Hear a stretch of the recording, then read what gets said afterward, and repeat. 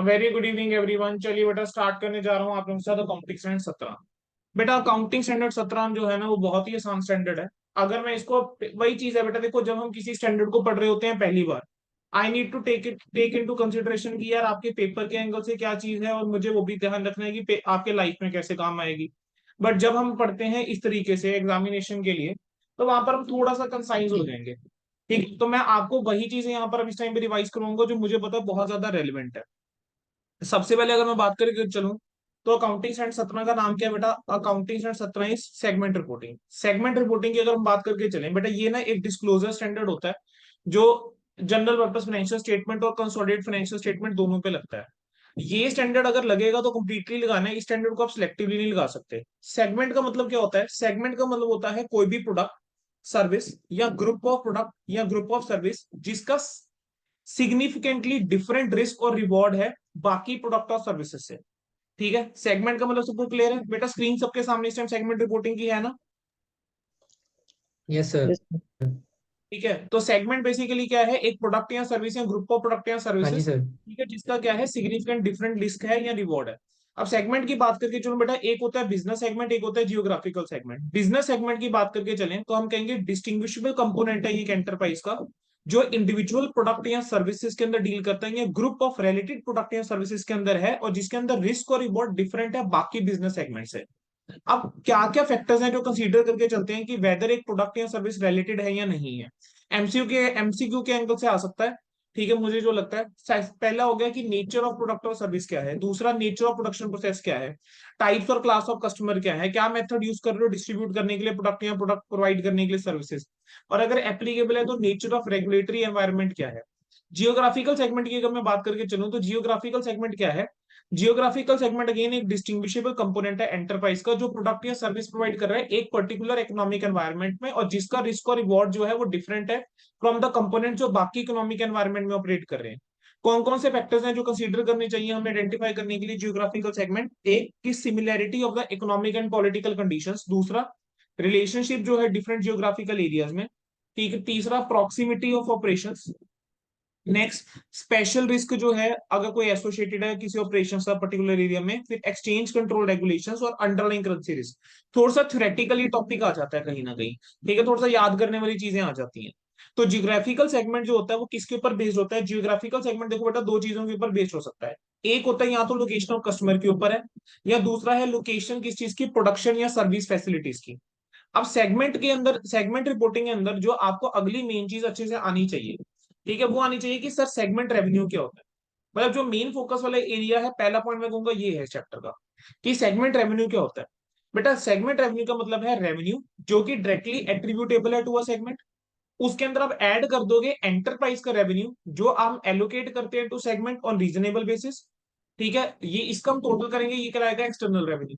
External revenue में आप inter segment revenue add कर दो, ये आपका टोटल सेगमेंट रेवेन्यू कहलाता है। क्या बोला मैंने? जो सेगमेंट से डायरेक्टली एट्रीब्यूटेबल रेवेन्यू है आप वो रेवेन्यू लेंगे, आप ऐड करेंगे जो भी एंटरप्राइज रेवेन्यू जो सेगमेंट को एलोकेट करा गया है ऐड करिए। देन उसके बाद आप क्या करेंगे, इंटर सेगमेंट रेवेन्यू ऐड कर दीजिए, आपके पास क्या आ जाएगा, एक्सटर्नल रेवेन्यू आ जाएगा। रेवेन्यू के अंदर ध्यान रखना कोई भी एक्स्ट्रा ऑर्डिनरी आइटम नहीं आएगी, इंटरेस्ट डिविडेंड नहीं आएगा, इनकम इंक्लूडिंग इंटरेस्ट जो एडवांस के ऊपर है या लोन दिया है किसी और सेगमेंट को वो नहीं आएगा, कोई गेन है ऑन सेल ऑफ इन्वेस्टमेंट या एक्सटिंग्विशमेंट ऑफ डेट वो नहीं आएगा। कहेंगे ये रेवेन्यू में तभी इंक्लूड करके चलेंगे अगर ये क्या है, एक प्राइमली वो फाइनेंशियल नेचर का है, अगर सेगमेंट का प्राइमली नेचर ही फाइनेंशियल नेचर है, ठीक है, तभी इंक्लूड करके चलेंगे, अदरवाइज नहीं करके चलेंगे। ठीक है, देन आपका जो है सेगमेंट एक्सपेंस के अंदर क्या आता है? सर सेगमेंट एक्सपेंस के अंदर क्या होगा बेटा, जो एक्सपेंस डायरेक्टली सेगमेंट से रिलेटेड है, प्लस कोई भी एक्सपेंस जो एलोकेट करा गया सेगमेंट को रीजनेबल बेसिस के ऊपर वो आपका आ जाएगा, प्लस कोई भी खर्चा जो इंटर सेगमेंट ट्रांजेक्शन के ऊपर है वो भी एक्सपेंस आपका आ जाएगा। कौन सा एक्सपेंस इंक्लूड करके नहीं चलेंगे? कोई भी एक्स्ट्रा ऑर्डिनरी आइटम है, रेवेन्यू के अंदर भी सेम कंसेप्ट था।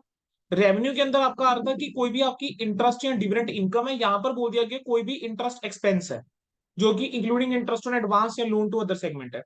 ऊपर हमने बात कर दी कि अगर कोई भी गेन हुआ है किसके ऊपर, इन्वेस्टमेंट बेचने के ऊपर या कोई डेट के एक्सटिंग्विशमेंट पे, तो यहां पर वो लॉस की बात कर रहा है।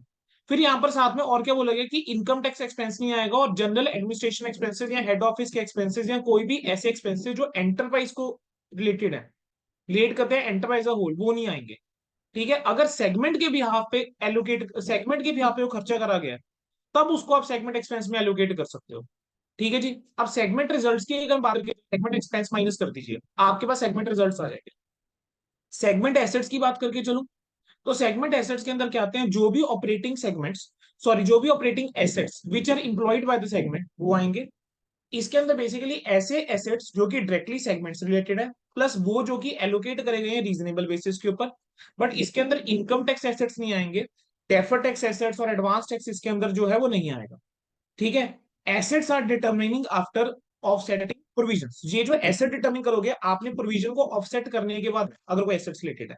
सेगमेंट लाइबिलिटीज की मैं बात करके चलूं, तो सेगमेंट लाइबिलिटीज के अंदर आप की ऑपरेटिंग लाइबिलिटीज आ जाएंगी, जो एट्रीब्यूटेबल है और एलोकेट करी गई। ठीक है। अब इसके बाद बेटा अगला जो कंसेप्ट इसके अंदर हमारा जो सबसे मेजरली आता है, that is the concept of the reportable segment. ठीक है, इसके ऊपर आपको क्वेश्चन अलग से बन सकता है पेपर में। ठीक है, एक रिपोर्टेबल सेगमेंट कौन सा होता है, हम कहेंगे एक सेगमेंट को आप आइडेंटिफाई करके चलोगे एज अ रिपोर्टेबल सेगमेंट अगर वो फुलफिल कर रही है any of the following criteria. Segment का रेवेन्यू जो है वो 10% या more of the total revenue of all the segment है। सेगमेंट का रेवेन्यू क्या है बेटा, 10% या उससे ज्यादा of the total revenue of all segment, सारे सेगमेंट के टोटल रेवेन्यू का। सेगमेंट के रिजल्ट्स चाहे प्रॉफिट या लॉस, अगर वो 10% या उससे ज्यादा है, अब ये 10% किस चीज का लेना है बेटा, जो भी अगर प्रॉफिट्स है, जो भी आपके सेगमेंट प्रॉफिट्स में है, सबका आप कंबाइंड रिजल्ट लेंगे, जो भी सेगमेंट्स आपके लॉसेस में है सबका आप कंबाइंड रिजल्ट लोगे। दोनों का हाँ, देखोगे हायर अमाउंट कौन सा है, ग्रेटर अमाउंट कौन सा है एब्सोल्यूट अमाउंट में। मतलब मान लीजिए कि लॉस जो है वो 200 नेगेटिव है और प्रॉफिट जो है से 150 पॉजिटिव है, तो हम क्या कहेंगे, 200 को हम कंसीडर करके चलेंगे। तो 200 का आपने क्या देखना है बेटा, 10% या उससे ज्यादा देखकर चलना। तीसरा क्या आता है कि सेगमेंट के जो एसेट्स हैं वो 10% और more of the total assets of all the segments है। ठीक है। अब इसके अंदर बेटा कुछ एक इंपॉर्टेंट पॉइंट्स आ जाते हैं रिगार्डिंग द रिपोर्टेबल सेगमेंट। कहने कि अगर आपके टोटल जो एक्सटर्नल रेवेन्यू है रिपोर्टेबल सेगमेंट का, if it constitute less than the 75% of total enterprise revenue, जो भी टोटल एंटरप्राइज का रेवेन्यू है, अगर आपका टोटल एक्सटर्नल रेवेन्यू जो है that is less than the 75% of total enterprise revenue, तो आपको एडिशनल सेगमेंट की रिपोर्टिंग करनी पड़ेगी, इवन अगर वो 10% वाले क्राइटेरिया में फॉल नहीं करे, तब तक रिपोर्टिंग करनी है जब तक 75% का लेवल अचीव नहीं हो जाता। और अगर कोई सेगमेंट ऐसी है जो क्वालिफाई नहीं करती है कि वो रिपोर्टेबल है करंट ईयर के अंदर, लेकिन अगर वो प्रीवियस ईयर में रिपोर्टेबल थी, तो आपको उस सेगमेंट को करंट ईयर में भी रिपोर्टेबल करके चलना है। अगर कोई भी सेगमेंट ऐसा है जो रिपोर्टेबल हुई है करंट ईयर के अंदर, बट वो रिपोर्टेबल नहीं थी प्रीवियस ईयर के अंदर, तो आप उसको प्रीसीडिंग ईयर के डाटा को प्रेजेंट करके चलोगे कंपैरिजन के लिए, अनलेस वो प्रैक्टिकेबल नहीं है करना। सेगमेंट जो कि क्वालिफाई नहीं करती है एज रिपोर्टेबल, उसको सेगमेंट रिपोर्ट के अंदर इंक्लूड करा जा सकता है अदर सेगमेंट्स के नाम पे।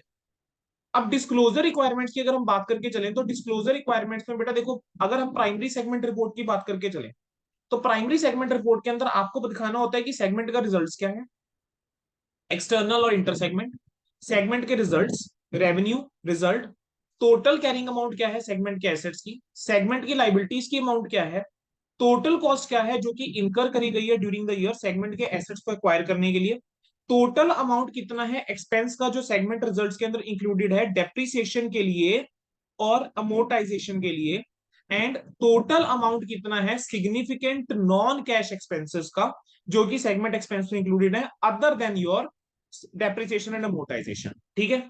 अब बेटा इस पर हमारे पास ना कई बार क्वेश्चन आ जाता है, वो आपको ना डाटा दे देगा और आपको सेगमेंट रिपोर्ट जो है बना के दिखानी होगी।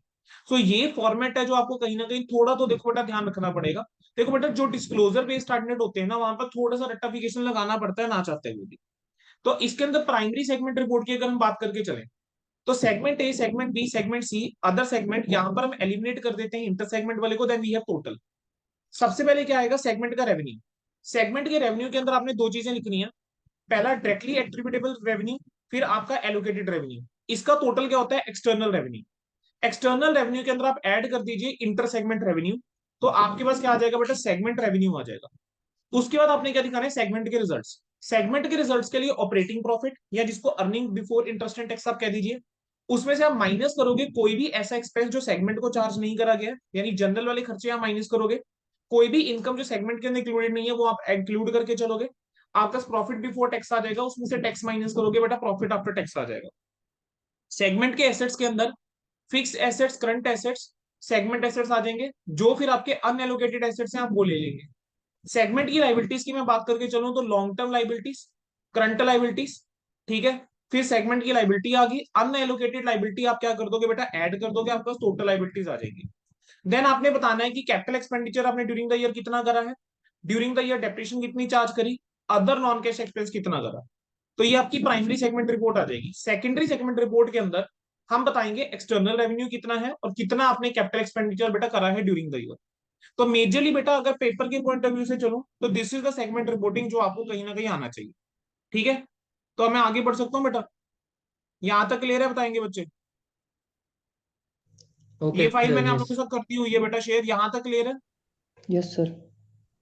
चलिए जी, अब यहां तक क्लियर है तो बेटा हम एक काम करते हैं।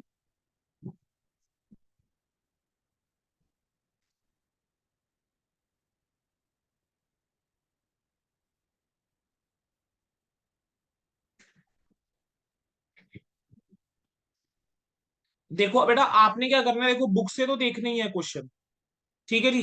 बेटा देखो आप एक चीज समझेंगे, इट इज नॉट प्रैक्टिकल कि मैं इस टाइम आपको जो है एक एक क्वेश्चन जो है करवा के चलूं। आप चीज भी समझते हैं बेटा, थोड़ा सा आपने अपने लेवल पे भी देख के चलना है। बट स्टिल मैं आपको बुक से एक बार पहले आपके डिस्कस करके चल रहा हूँ, फिर एक्स्ट्रा क्वेश्चन हम डिस्कस करके चलेंगे। आई विल ट्राई कि मैक्सिमम कवरेज में आपके यहाँ पे करवा के चलूं, कि आपके लेवल पे करने वाला काम ही बड़ा कम हो जाए। ये लो बेटा, अकाउंटिंग स्टैंडर्ड 17।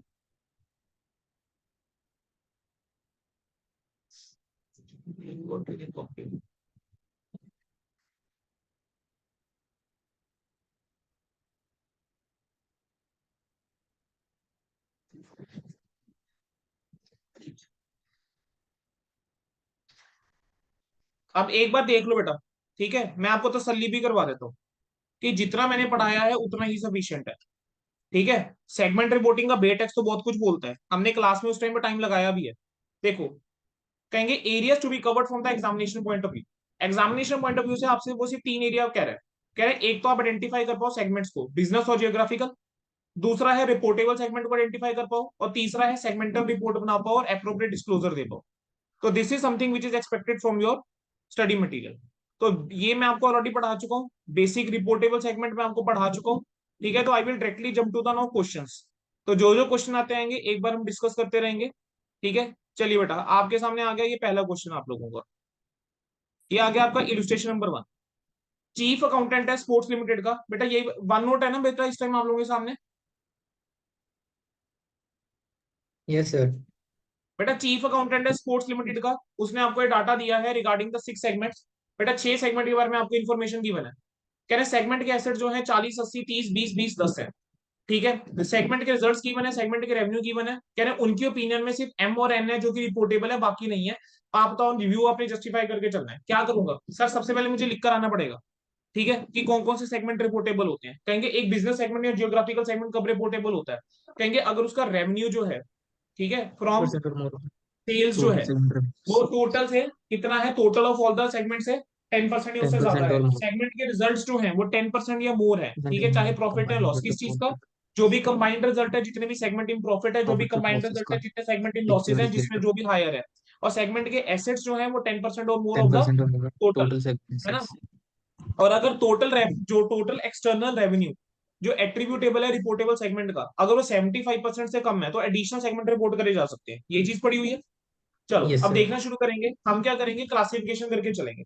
तो ये जो 40, 80, 30, 20, 20, 10 है, इसमें रिपोर्टेबल सेगमेंट कौन से हो गए सर, 200 का मुझे 10% ले रहा है, 200 मैं का 200 10% का 10% 20। लूंगा तो ये रिपोर्टेबल, ये reportable, reportable, reportable and reportable, R is right. Not report.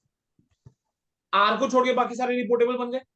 Yes segment sir. के रिजल्ट्स के अगर एंगल से चलूं तो 190, 10, ये दोनों का टोटल करता हूं तो 200 मेरे पास नेगेटिव में आता है, यानी लॉस का टोटल है 200। 50, 10, 10 और 30, ये बनता है 100। तो दोनों में से हायर कौन सा है, 200। 200 का 10% कितना, 20। 20। तो जो भी आपका 20 है, ठीक है, वो आप लेके चलोगे, चाहे नेगेटिव है चाहे पॉजिटिव है। तो ये और ये 3 सेगमेंट रिपोर्टेबल बन गए, यानी एम, एन और आर रिपोर्टेबल हो गए। तो यस। देखा जाए तो बेटा मेरे को अगर सेगमेंट रेवेन्यू में यहाँ पे नाम भी टेस्ट करूं, मेरे सारे सेगमेंट रिपोर्टेबल बन चुके हैं एज ऑफ नाउ, ठीक है। अब यहाँ पर 1200 का कर दोगे 10%, रिपोर्टेबल, रिपोर्टेबल, ये दो रिपोर्टेबल बन गए हैं, ठीक है जी, क्लियर हो गया। तो बेटा मेरे सारे ही सेगमेंट क्या है, रिपोर्टेबल है। देखो उन्होंने वही करा कि on the basis of turnover criteria M और एन रिपोर्टेबल है, रिजल्ट क्राइटेरिया पे M N R R reportable है, एसेट क्राइटेरिया पे सारे सेगमेंट आर को छोड़ के रिपोर्टेबल है। क्लियर है बच्चों, बढ़ सकता हूं आगे। हाँ जी सर। अगला क्वेश्चन देखो, कहेंगे company has an inter segment transfer pricing policy की वो चार्ज करके चलता है 10% लेस। कह रहे हैं मार्केट जो है प्राइसेस जो है जनरली 25% अबव कॉस्ट है, क्या कहेंगे क्या पॉलिसी जो अडॉप्ट करी हुई है कंपनी ने करेक्ट है। तो बेटा ये ना एक कह लो रिपीटेड सा क्वेश्चन है, आपको 2-3 बार मेरे जो मैंने क्वेश्चन बैंक दिया उसके अंदर भी दिख जाएगा। सेगमेंट रिपोर्टिंग ये रिक्वायर करता है कि जो आपके इंटर सेगमेंट है ट्रांसफर है वो मेजर होना चाहिए उस बेसिस के ऊपर जिस बेसिस के ऊपर एक्चुअली आपने ट्रांसफर करा है, on the basis that enterprise actually use to price this transfer. तो जो बेसिस है प्राइस करने का इंटर सेगमेंट ट्रांसफर या कोई भी चेंज है वो आपको फाइनेंशियल स्टेटमेंट में डिस्क्लोज करना चाहिए। एंटरप्राइज की अपनी पॉलिसी हो सकती है इंटर सेगमेंट ट्रांसफर के लिए, तो इंटर सेगमेंट ट्रांसफर जो है वो कॉस्ट के ऊपर बेस्ड हो सकते हैं, मार्केट मार्केट प्राइस के ऊपर बेस्ड हो सकते हैं, बिलो कॉस्ट भी हो सकते हैं, बिलो कॉस्ट हो सकते हैं, मार्केट प्राइस हो सकते हैं। तो कहेंगे जो भी पॉलिसी फॉलो करी गई है आपको उसको डिस्क्लोज करना चाहिए और कंसिस्टेंटली लगाना चाहिए। तो इस केस के अंदर कंपनी करेक्ट है। वो आपको बस क्या करेगा, सेम ही क्वेश्चन रिपीट करता रहेगा, कभी कॉस्ट लेस 5% कर देगा, कभी कुछ दे देगा, कभी कुछ दे देगा, अल्टीमेटली उसने सेम ही क्वेश्चन पूछना है। ठीक है, अगर पूछेगा, ठीक है, सिर्फ चेंज आएगा और आपका आंसर जो है कहीं ना कहीं मोरलेस क्या रहने वाला है, आपका आंसर भी मोरलेस सेम ही रहने वाला। ठीक है जी, आपका आंसर भी मोरलेस क्या रहने वाला है, सेम रहने वाला है। ठीक है जी, बोलो बेटा, ओके क्लियर सर। है, चल यस सकता सर। हूँ आगे।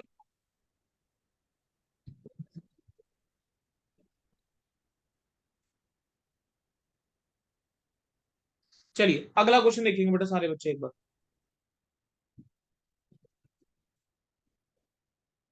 अगला क्वेश्चन पे आओ सारे बच्चे,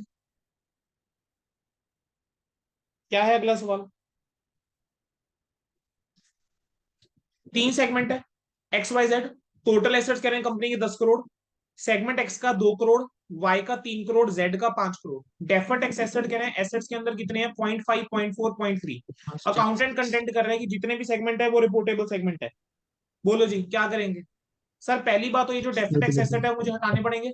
वो ठीक लेस है, कर तो देते हैं। सेगमेंट के एसेट्स की पहले तो वैल्यू निकालूंगा, पहले डेफिनेशन लिखते हो, मैं सेगमेंट के एसेट्स की वैल्यू निकालूंगा। So what I will say कि भाई ये जो 2 करोड़ है इसमें से माइनस करेंगे 0.5 करोड़, ये 3 में से पॉइंट माइनस फाइव। करके चलेंगे 0.40 करोड़, और 5 में से 0.3 माइनस पॉइंट करके टू चलेंगे। सेवन। तो ये आ जाएगा बारह डेढ़, पॉइंट आ जाएगा 2.6 आ जाएगा, और कितना आ जाएगा 4.70 आ जाएगा।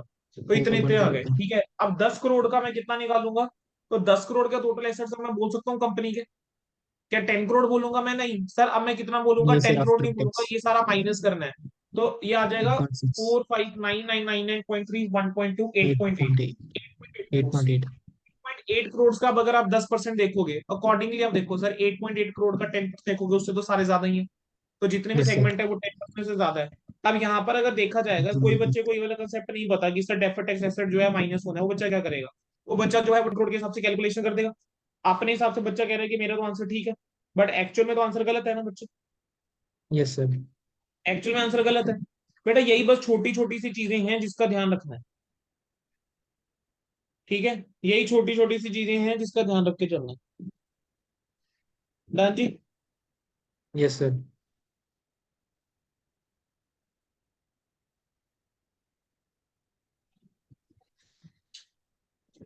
चलो ठीक, चलो बेटा ये आ गया आपका।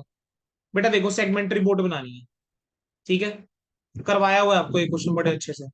सेगमेंट रिपोर्ट बनानी थी आपको। इस टाइप का क्वेश्चन अगर पेपर में आता है, क्या आ सकता है इस टाइप का question, sir to be frank जैसा पेपर पैटर्न है पर्सनली मुझे नहीं लगता कि वो इस चीज को टेस्ट करेंगे। But again I can not deny the fact कि बेटा मैं ये बोलूं कि नहीं आएगा, मैं ऐसा ओपनली कुछ नहीं बोलूंगा।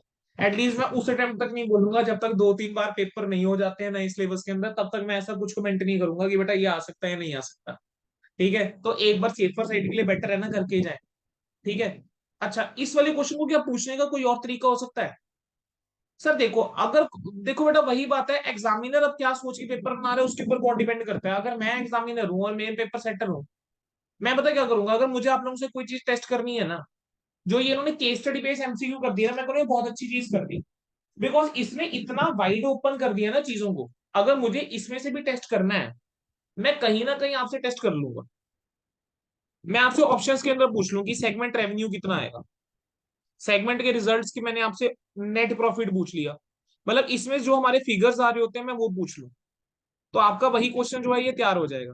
ठीक है, चलो देखेंगे बेटा क्या है बेटा। ये प्रिपेयर करना है, सेगमेंट रिपोर्ट प्रिपेयर करके चलनी थी बेटा। उसने बोला from the following details of the company, three division, तीन डिवीजन और हेड ऑफिस है।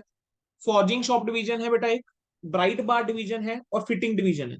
एंड इन टेस्ट ऑल्सो मैंने शायद एक क्वेश्चन पूछा था इससे रिलेटेड ही, सेम सिमिलर टाइप का मैंने एक क्वेश्चन पूछा था, वो भी मैं आपको करवाऊंगा जब टेस्ट की डिस्कशन करूंगा ना, वो भी मैं आपको करवा दूंगा। ठीक है, तो इसके दो ही क्वेश्चन है, एक ये क्वेश्चन एक जो मैंने पूछा था, दोनों कर जाना, मोर देन सफिशिएंट है। ठीक है जी। अब आपको नीचे डाटा गिवन है, particulars, head office, forging shop division, bright bar division और fitting division. Pre tax operating result given है, head office cost reallocated given है, interest cost, fix asset, net current asset, long term liabilities given है। ठीक है, तो आपको ये सब डाटा गिवन है। उसने मेरे को क्वेश्चन में बोला क्या कि सेगमेंटल रिपोर्ट बनानी है। अब सेगमेंट रिपोर्ट कैसे बनती है, सबसे पहले सर प्राइमरी सेगमेंट बनाऊंगा। अब यहाँ पर सबसे पहले बेटा आइडेंटिफाई अगर मैं करके चलूं, तो प्राइमरी सेगमेंट जो है मेरे कौन से रहेंगे सर, फॉर्जिंग हो गया, ब्राइट बार हो गया, फिटिंग हो गया। इसके अलावा अगर कुछ है, कोई और सेगमेंट है नहीं है, मैंने एलिमिनेशन का कॉलम बनाऊंगा, टोटल आ जाएगा। अब बस क्वेश्चन को जरा ध्यान से देखते रहो। सर सबसे पहले क्या आएगा, segment revenue. Sir segment revenue की अगर हम बात करके चलें तो उसके अंदर जो मैंने within country basically sale करी है, डोमेस्टिक सेल, एक्सपोर्ट सेल्स मेरी दोनों आ जाएंगी, उनका टोटल करूंगा तो एक्सटर्नल सेल्स आ जाएंगी। फिर मेरे को इंटरनल इंटरनल सेगमेंट रेवेन्यू लेकर चलना है, वो मेरा जो टोटल आएगा टोटल रेवेन्यू आएगा, राइट। फॉर्जिंग को देखो, डोमेस्टिक सेल कर रहे हैं 90 की, एक्सपोर्ट कर रहे हैं 6135 की, इन दोनों का टोटल करूंगा वो आएगा एक्सटर्नल सेल्स। ब्राइट बार जो है वो सिर्फ क्या कर रहे हैं, एक्सपोर्ट सेल्स करके चल रहा है, एक्सटर्नल एक्सपोर्ट में दिखा दूंगा, एक्सटर्नल सेल वही आ गया। एक्सपोर्ट सेल चल रही है मालदीव्स को, तो ये आ गया। अब देखो बेटा यहां पर अगर तुम देखो, तो आपके पास ना जियोग्राफिकल वाला भी दे रखा है ना। रवांडा में आपने एक्सपोर्ट करा है, मालदीव में करा है, तो कहना है से कि इन दिस क्वेश्चन जो बिजनेस सेगमेंट है that is the primary segment. इस वाले क्वेश्चन में क्या यस सर। बिजनेस सेगमेंट जो है वो प्राइमरी सेगमेंट हाँ जी सर। है ना। Yes sir. चलो, इसमें जो है बिजनेस सेगमेंट जो है वो प्राइमरी सेगमेंट हो गया। और और सेकेंडरी जियोग्राफिकल। बिल्कुल जी, ठीक है। चलो, अब आगे बढ़े।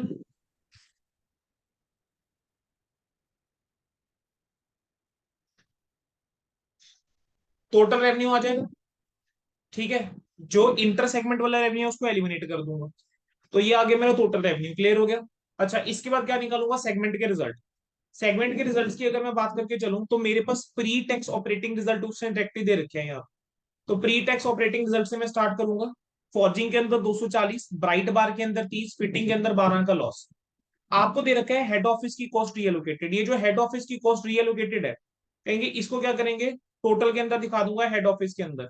ठीक है, देन आपका इंटरेस्ट एक्सपेंस दिया हुआ है, इंटरेस्ट एक्सपेंस उसमें से क्या कर दूंगा, माइनस कर दूंगा, 6 8 और 2 का टोटल हो गया 16। तो ये लिख दिया बेटा यहाँ पर मैंने 16, मेरे पास क्या आ गया, नेट प्रॉफिट। ठीक है, टैक्स की इंफॉर्मेशन है नहीं, तो मेरे यहाँ पे टैक्स एक्सपेंस या माइनस नहीं करके चलूंगा।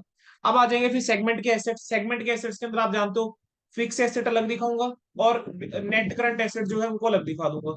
दोनों का हम क्या कर देंगे, टोटल कर देंगे। ये हो गए आपके सेगमेंट एसेट्स। ठीक है, फिर उसके बाद अगर कोई अनएलोकेटेड एसेट्स हैं वो आपको अलग दिखा के चलने हैं, and we do have the unallocated asset, this 75 and 72 are unallocated assets. तो दोनों का टोटल करूंगा वो आ जाएंगे मेरे टोटल एसेट्स।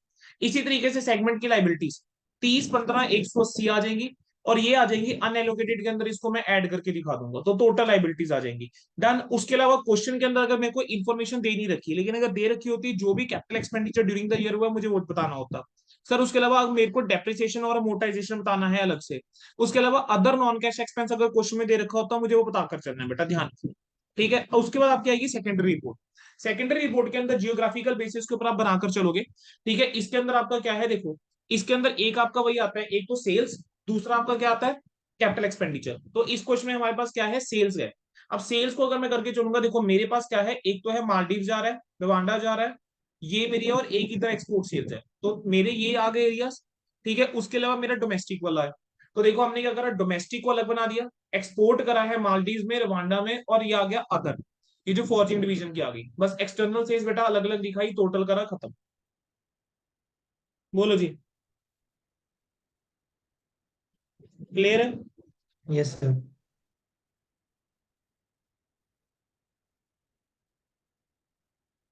चलो जी,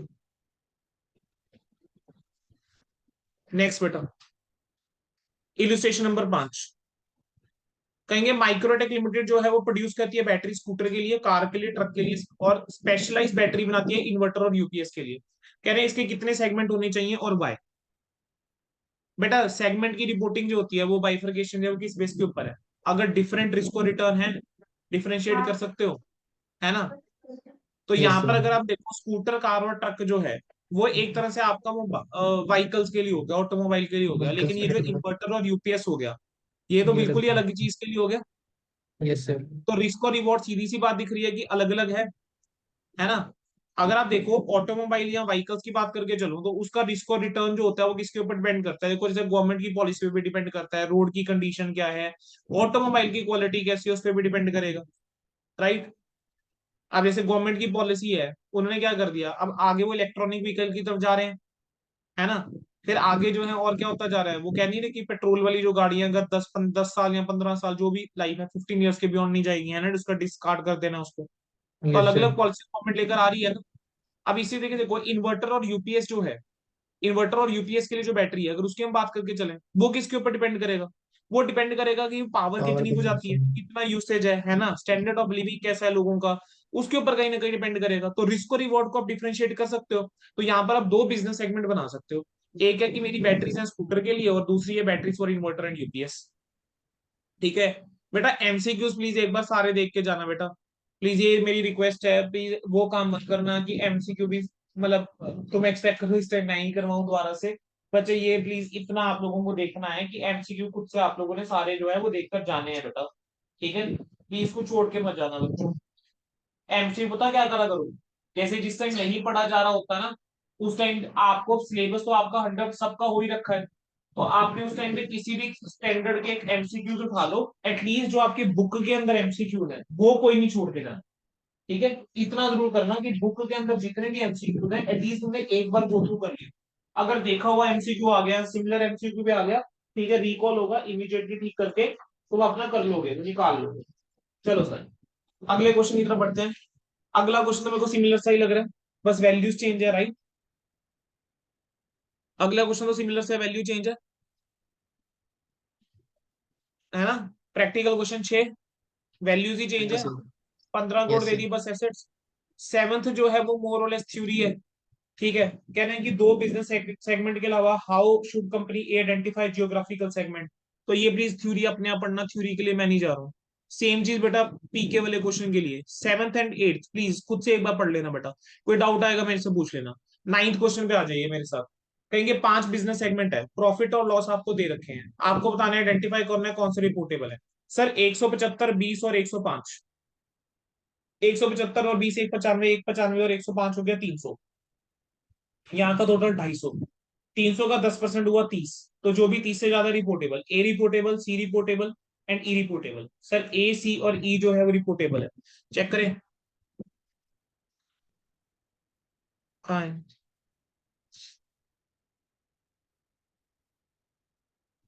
ये देखो reportable segment A, C and E, done है जी। चलो आगे, Yes, sir. अगला देखो जरा क्वेश्चन। 5 सेगमेंट है, प्रॉफिट और लॉस गिवन है, अरे सिमिलर टाइप का क्वेश्चन मैं नहीं करा रहा। नेक्स्ट क्या है, हैवी गुड्स हैं, 6 सेगमेंट्स हैं, टोटल रेवेन्यू गिवन है, okay. Heavy goods need to determine कितने रिपोर्टेबल सेगमेंट है, अच्छा ये बताकर चलो जरा, इसके अंदर क्या करोगे। इंटर सेगमेंट सेल्स गिवन है तुम्हें, एक्सटर्नल सेल्स गिवन है, प्रॉफिट और लॉस गिवन है, then you have the total assets. आपको रिपोर्टेबल सेगमेंट बताने हैं सर, सबसे पहले चलो एसेट से शुरू कर देते हैं। सर 102750 का 10%, 10275, ये रिपोर्टेबल नहीं है, ये reportable reportable reportable reportable reportable, तो क्या को छोड़ के सारे रिपोर्टेबल।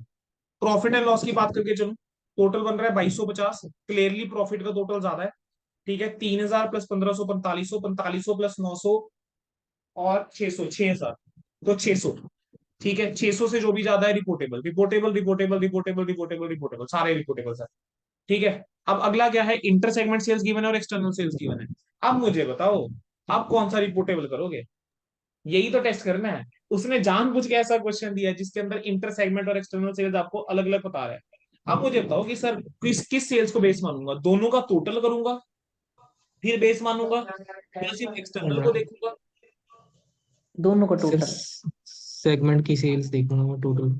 दोनों का टोटल। नहीं, दोनों करूंगा, इंटर सेगमेंट प्लस एक्सटर्नल दोनों करूंगा, या सिर्फ मैं एक्सटर्नल एक्सटर्नल सेगमेंट करूंगा? नहीं करेंगे ना भाई। इंटरनल एक्सटर्नल दोनों सर। एक्सटर्नल इंटरनल दोनों। चलो चेक करें कौन बच्चा ठीक कह रहा है, क्या सारे ठीक कह रहे हैं? ऐसे चलो टेस्ट देख करके लेते हैं दिखाना सर। आ जाओ जी। है। सर यहाँ पर रेवेन्यू एलिमिनेशन करके दिखाना के पड़ेगा। अंदर you will do total of both, दोनों का या देखोगे बच्चे। ठीक है, दोनों का देखोगे। ठीक है, टोटल सेल्स ऑफ सेगमेंट। देखो परसेंटेज में निकाल दिया हमने कि कितना परसेंट है, 10% से ज्यादा है, रिपोर्टेबल। डन है जी। प्रेजेंटेशन कैन बी डिफरेंट, वो चलता है, कोई दिक्कत नहीं है। चलो सर आगे। अच्छा सर ये दे रखा है सेगमेंट के रिजल्ट्स निकालने। अरे सेगमेंट रिजल्ट कैसे निकलते थे बताओ जरा। सर सेगमेंट के रेवेन्यू में से सेगमेंट का सेगमेंट एक्सपेंसेस। एक्सपेंस माइनस कर दीजिए। सेगमेंट का रेवेन्यू कैसे निकलता sir? Directly attributed revenue sir, ये तो आ जाएगा। एंटरप्राइज का रेवेन्यू सर, इसको एलोकेट कर एलोकेटेड। दूंगा। Revenue from transaction with then other segments, क्या ट्रांजैक्शन। ये भी आ जाएगा? बिल्कुल सर, ये भी इंक्लूड करके चलेंगे। ठीक है, तो इन सब का यस सर। टोटल करूंगा, ये आ जाएगा सेगमेंट रेवेन्यू। सर एक्सपेंसेस की बात करके चलें सर, ये तो आ ही जाएंगे। सर इसको मैं एलोकेट कर दूंगा, और जो एक्सपेंसेस हुए हैं अदर वाले के ऊपर सर, वो भी आ जाएंगे, है ना? क्या आ जाएंगे ये वाले अदर सेगमेंट सर, जो ट्रांजेक्शन हुई हैं? बताओ जी।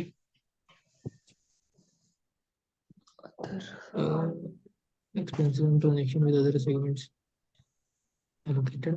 जी। बताओ जी, बताओ आएंगे नहीं आएंगे? सेगमेंट के एक्सपेंसेस में ये सर एलोकेटेड आ जाएंगे। एलोकेटेड वाले तो आ गए। आ जो जाएंगे मैं कह रहा हूँ सर। जो ट्रांजेक्शन विद अदर सेगमेंट्स हैं, मेरे को तो ये बताओ क्या जो ट्रांजेक्शन विद अदर सेगमेंट्स हैं ये आएंगे या नहीं आएंगे? ये आ जाएंगे सर इकट्ठे इंटर होकर। सेगमेंट एक्सपेंसेस आएंगे सर। 100%। Yes sir.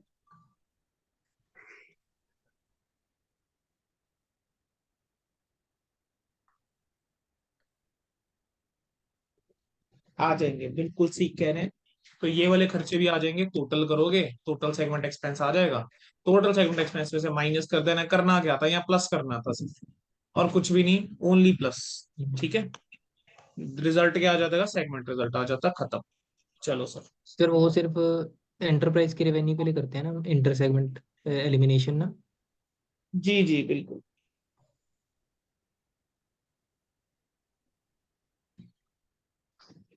चलो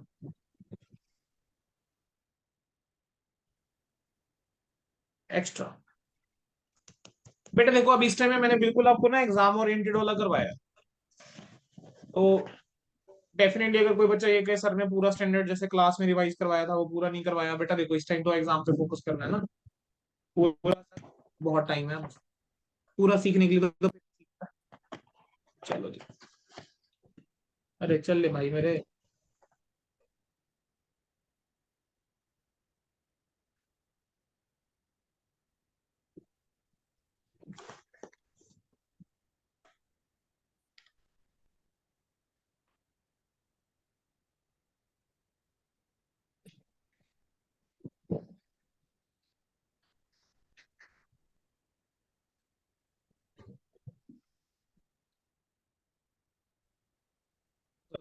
ये ना एक मटेरियल के अंदर नहीं होंगे।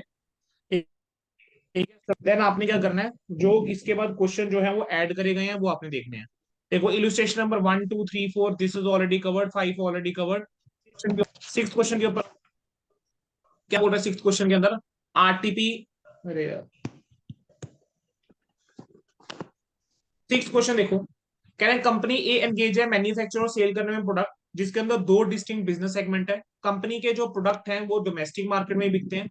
मैनेजमेंट इंफॉर्मेशन सिस्टम कंपनी का ऑर्गेनाइज करा गया रिफ्लेक्ट करने के लिए ऑपरेटिंग इंफॉर्मेशन दो ब्रॉड मार्केट सेगमेंट में, एक रूरल और एक अर्बन। कह रहे हैं beside the two business segment company A को क्या आइडेंटिफाई करने चाहिए जियोग्राफिकल सेगमेंट, और कह रहे हैं क्या जियोग्राफिकल सेगमेंट जो है वो एग्जिस्ट करते हैं with in the same country, explain करना है in line with accounting standard 17। ठीक है बेटा, प्योर थ्योरेटिकल क्वेश्चन है। ठीक है, मैं आपको सीधा सीधा बोलूं तो इस वाले क्वेश्चन को इग्नोर भी करके चल सकते हो। ठीक है, पढ़ना होगा, मैं कह रहा हूँ सजेस्टेड से पढ़ लेना। इसके ऊपर मैं क्लास में टाइम नहीं लगा रहा, मतलब मैं अगर एग्जामिनर हूँ definitely this is not something I will ask, ठीक है, जो करंट पेपर पैटर्न है उसके अंदर तुम लोगों से, तो ये चीज तो मैं नहीं पूछूंगा, ठीक है। स्टिल अगर तुम लोग थोड़ा सा चाहते हो कि सर बता दो, मैं बता देता हूँ बेटा। अकाउंटिंग स्टैंडर्ड 17 जो है वो बेसिकली ये कहेगा, ये कहता है कि एक जो सिंगल जियोग्राफिकल सेगमेंट होता है ना, उसके अंदर ऑपरेशंस नहीं आते जो इकोनॉमिक एनवायरनमेंट, जहां पे आप कह सकते हो कि डिफरेंशियल रिस्क और रिवॉर्ड रिटर्न्स है। एक जियोग्राफिकल सेगमेंट जो है वो एक सिंगल कंट्री भी हो सकता है, वो एक ग्रुप ऑफ 2 और मोर कंट्रीज भी हो सकता है, एक रीजन भी हो सकता है विद इन अ कंट्री, ठीक है। तो अगर हमने आइडेंटिफाई करना है जियोग्राफिकल सेगमेंट्स को, तो इस केस के अंदर जो कंपनी ए है उसको पहले तो इवेल्युएट करना पड़ेगा कि जो सेगमेंट, उसको क्या करना पड़ेगा बेटा, इवेल्युएट करना पड़ेगा कि जो सेगमेंट्स जो हैं रिफ्लेक्टेड है मैनेजमेंट इंफॉर्मेशन सिस्टम्स में, ठीक है, क्या वो फंक्शन कर रहे हैं इन द एनवायरमेंट जो कि subject to significant different risk और रिटर्न है, यानी जो आप एरियाज की बात करके चल रहे हो क्या वहां पर रिस्क और रिटर्न डिफरेंट है with in the same country, ठीक है, आपको ये चीज चेक करनी पड़ेगी, ठीक है। तो जब आप ये जजमेंट करके चल रहे होंगे आपको देखना पड़ेगा कि रेलेवेंस क्या है, रिलायबिलिटी क्या है, कंपेरेबिलिटी क्या है, ठीक है, सेगमेंट इंफॉर्मेशन के ओवर द टाइम। अब जजमेंट करते टाइम आप देखोगे कि जो रिपोर्टिंग रिक्वायरमेंट है आपकी, ठीक है, कि क्या स्टैंडर्ड, आपने स्टैंडर्ड के अंदर क्या लिखा हुआ है, क्वालिटेटिव करेक्टरिस्टिक्स क्या है जो आप फाइनेंशियल स्टेटमेंट एक्सपेक्ट करके चल रहे हो। तो प्योर एक थ्योरेटिकल बेटा ये आंसर है जो आपके इंस्टीट्यूट ने जो दे रखा है, डेफिनेटली देखो पुरानी आरटीपी में से है, तो बट सीधा सीधा बोलूं, you can skip this one, चलेगा। डन है जी, चले आगे। Okay sir. अब नेक्स्ट है बेटा, a company has an inter segment transfer pricing policy of charging at cost less 10%। अरे भाई रिपीटेड क्वेश्चन नहीं आ गया क्या, रिपीटेड। Yes sir. अगला क्वेश्चन देखो, रिपीटेड,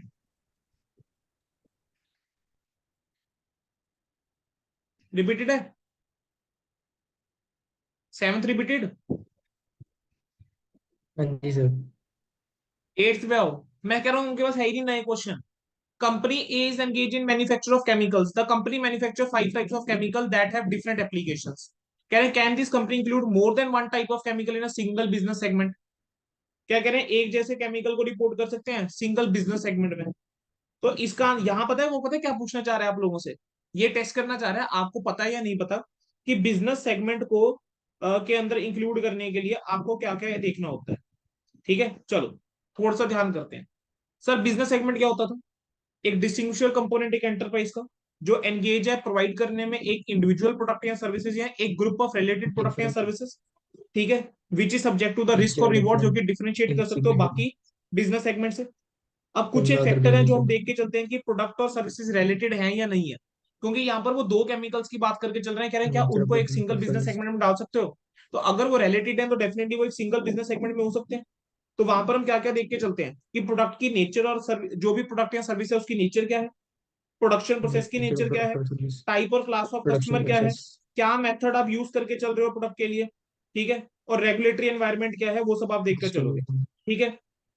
यानी एक सिंगल बिजनेस सेगमेंट जो है उसके अंदर इंक्लूड नहीं होंगे ऐसे प्रोडक्ट्स जो कि सिग्निफिकेंटली डिफर करते हैं रिस्क और रिटर्न के अंदर, ठीक है, ये चीज आता है। अब इस केस के अंदर कंपनी जो ए है उसको क्या करना चाहिए, उसको ये देखना चाहिए कि ये जो केमिकल्स हैं वो देखो उसकी क्या है, डिफरेंट एप्लीकेशंस तो है, कहेंगे क्या इन केमिकल्स का रिस्क और रिटर्न क्या वो सिमिलर है, अगर रिस्क और रिटर्न सिमिलर है, ठीक है, तो क्या मैं कह सकता हूं फिर आप इसको इंक्लूड कर सकते हो एक सिंगल बिजनेस सेगमेंट के अंदर। लेकिन अगर इनका रिस्क और रिटर्न भी डिफरेंट है, ठीक है, तो क्या उसके अंदर क्या एक सिंगल बिजनेस सेगमेंट में इंक्लूड होंगे, फिर नहीं होंगे। क्लियर है,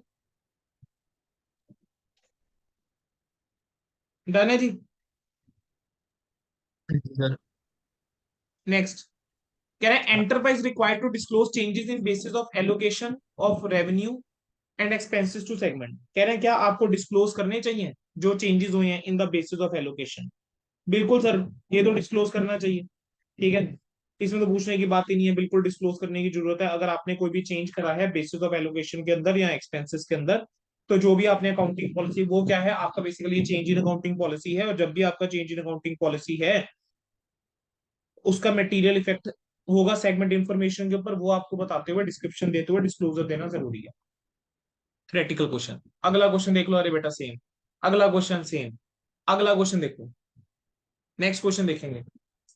आइडेंटिफाई करने हैं कौन कौन से सेगमेंट है जो रिपोर्ट होने चाहिए। क्या कर चुके हैं हम इस टाइप का क्वेश्चन? उसके अगला क्वेश्चन देख लो, क्या वो भी कर चुके हैं? नेक्स्ट क्वेश्चन देख लो बेटा, वो भी कर चुके हैं। बेटा आपके इंस्टीट्यूट ने क्या करा इस वाले चैप्टर के अंदर, इन पर्टिकुलरली मैं आपको AS17 के लिए बोल रहा हूँ। अगर आप सिर्फ अपने इंस्टीट्यूट के ही स्टडी मैट के क्वेश्चन कर लोगे ना, मोर देन सफिशिएंट है। काम क्या था बेटा, ये जनवरी 21 का क्वेश्चन था, पहले स्टडी मटेरियल में नहीं होता था, इन्होंने ये स्टडी मैट में ऐड कर दिया, ये इन्होंने स्टडी मैट में ऐड कर दिया, ये इन्होंने स्टडी मैट में ऐड कर दिया। ठीक है, ये एक जैसे क्वेश्चन थे कॉस्ट लिस्ट वाले, तो इसकी जगह इन्होंने सिर्फ एक क्वेश्चन ऐड कर दिया। तो for AS17 if you just follow your study material, more than sufficient है। तो मैंने आपको कोई नया क्वेश्चन नहीं दिया सिवाय 2 थ्योरेटिकल क्वेश्चंस के, कोई नया क्वेश्चन नहीं है। तो मैं सीधा बोलता हूँ फॉर अकाउंटिंग स्टैंडर्ड 17, ठीक है, सीधा सीधा बोलता हूँ, for accounting standard 17 only ICI study material, और कुछ नहीं देखना। Only ICI study material plus जो मैंने टेस्ट में क्वेश्चन दिए 2, that's it, 2 test questions, that, और कुछ नहीं करना तुमने। ठीक है, हो जाएगा। Okay sir. चलो जी, AS17 हो गया। Yes sir. कितना टाइम लगा? 45 मिनट्स मैक्सिमम। ठीक है, चलो एंड करें सेशन, यानी ये वाला रिकॉर्डिंग एंड करें।